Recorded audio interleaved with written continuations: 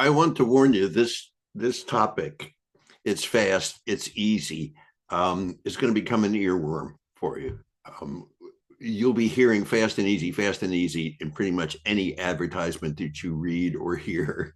And after a while, you realize that this is just this tsunami of fastness and easiness.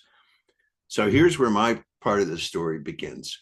One day, a long time ago, I heard a new sound from our family basement. It was the electric clothes wringer my mother had purchased, or my father for her, since he had a salary and she an allowance. I don't begrudge her the faster and easier solution to the previous artifact, a hand cranked model that led to one arm being much better developed, a precursor to having a personal trainer, but only for one side. The original benefit of these kind of improvements was to save time. However, it seems time has become kind of a currency of making things faster, easier, to save more time, to make things faster and easier. And I suggest, consider that we may be losing ourselves in the process. In the same time frame as the new ringer, I carried my textbooks to school under one arm, at least partway. The trip was about a mile, so switching arms about halfway as my right arm started to get numb was, I guess, a little easier. I, I um I learned to wrap them with a belt, easier if not faster. So I'd carry them wrapped up. Girls, of course, clutched their textbooks to their chest. One day, I used my Boy Scout backpack for my school stuff, and it was clearly efficient, but I felt really self-conscious. When you're living, standing out is sought after, but standing out is also to be avoided.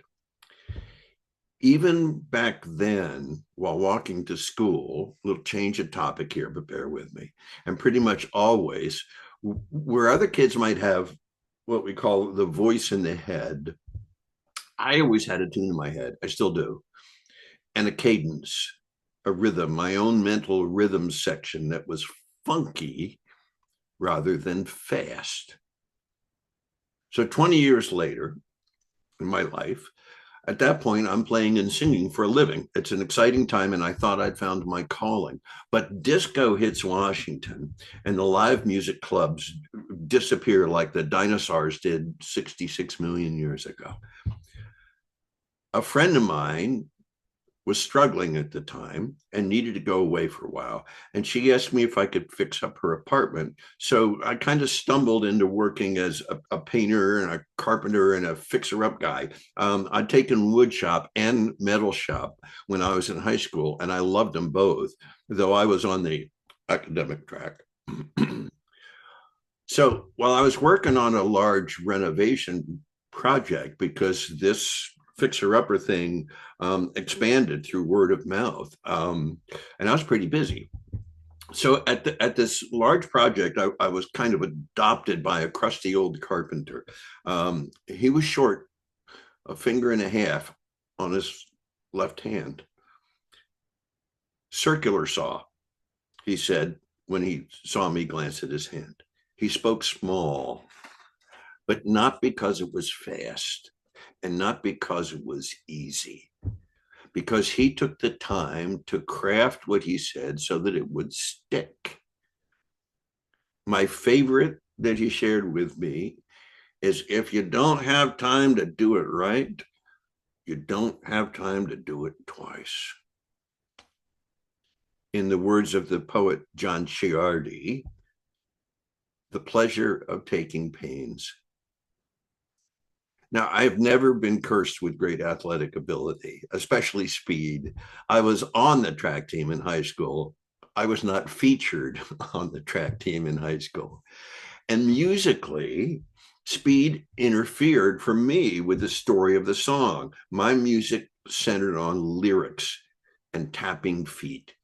My friend Mike Lieber made me a foot drum that I could play that had two different tones, like boom, boom, which is very cool.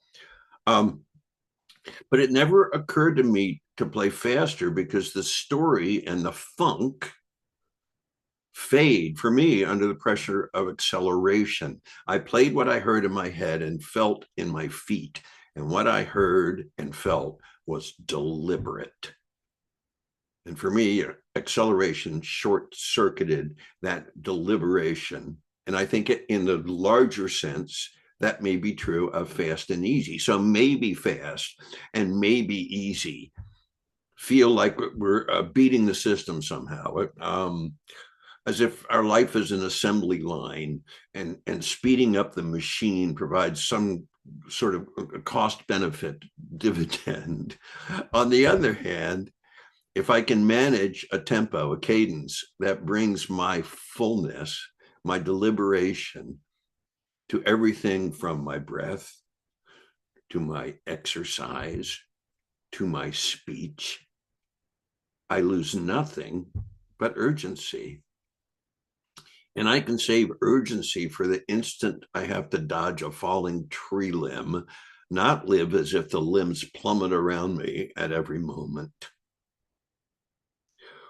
When all my energy feeds rapidity, I become just another runner in the rat race. And I lose the amazing gifts of care and the pleasure of taking pains. Fast may appear to make things easier, but what if when we choose faster, we run the risk of substituting easier for better?